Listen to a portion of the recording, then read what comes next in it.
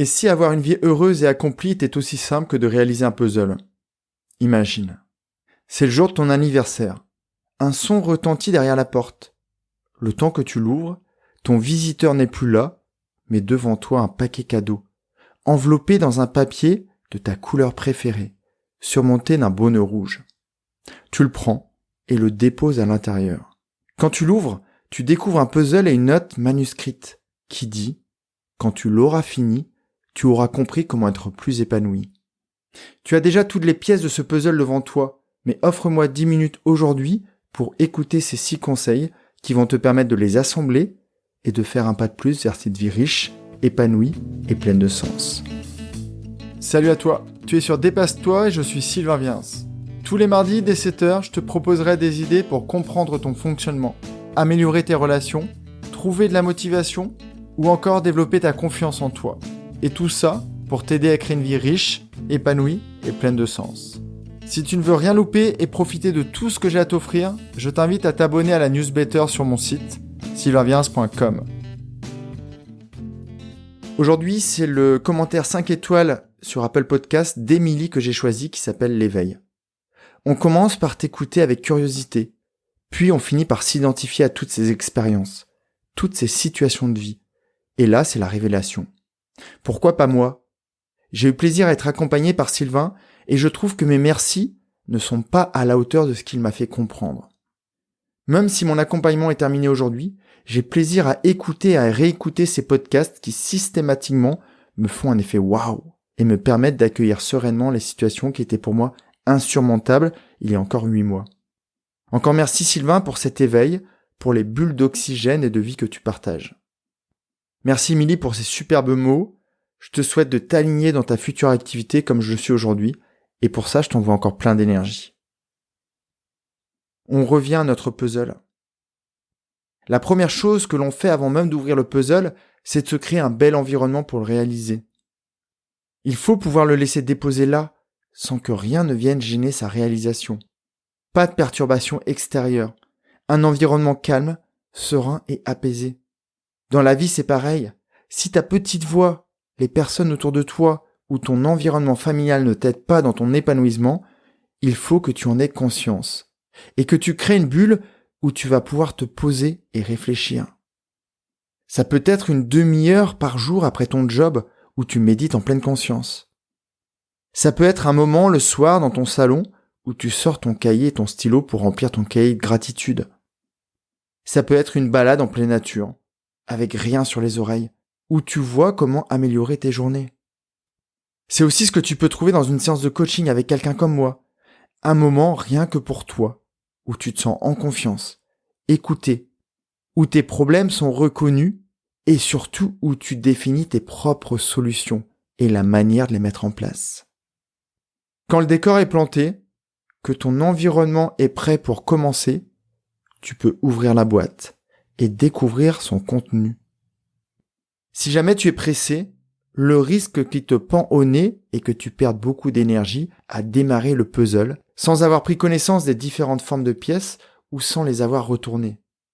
Le conseil que je te donne est de commencer par trier les pièces, en commençant par les pièces qui ont un côté plat et qui te permettront de créer le cadre de ton puzzle. Comme dans la vie, le cadre est extrêmement important, sinon tu te disperses dans tous les sens. T'offrir une formation en ligne, t'acheter un livre, regarder une vidéo. Tout ça, c'est génial. Mais si tu fais ça, tu restes du côté de l'inspiration, de la réflexion, mais pas de l'action. Les personnes sensibles et mentales comme toi ont une incroyable capacité à se disperser. Et c'est le meilleur moyen pour avancer un peu partout, mais vraiment nulle part.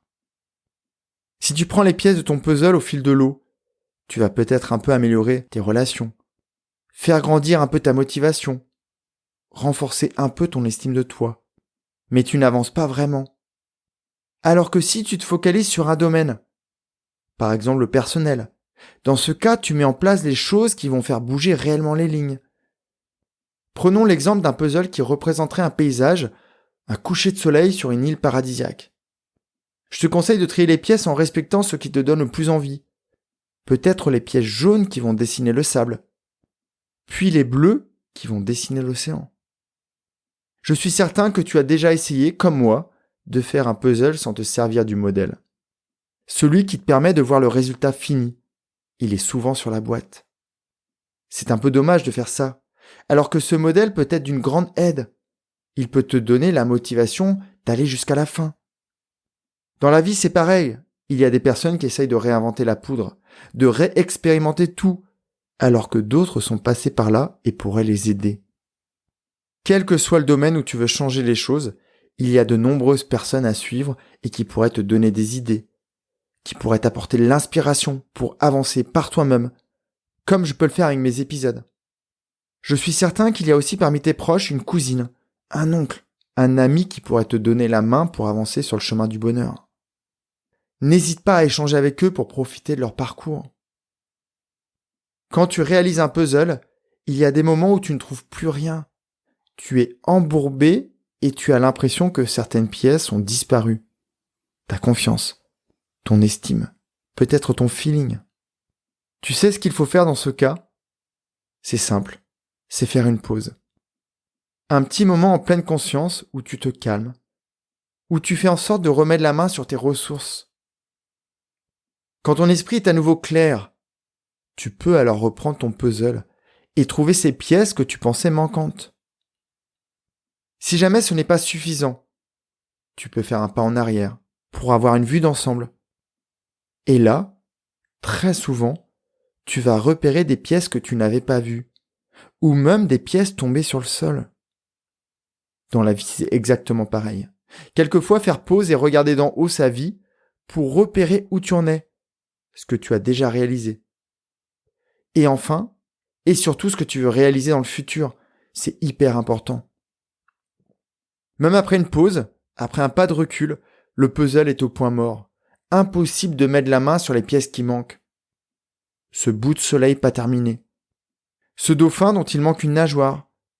Ou encore ce cocotier à qui il manque un bout du tronc. Dans la vie, encore une fois, c'est pareil. Quelquefois, on a tout devant les yeux, mais impossible, même en prenant de la hauteur, de comprendre où le bas blesse. Alors que faire ?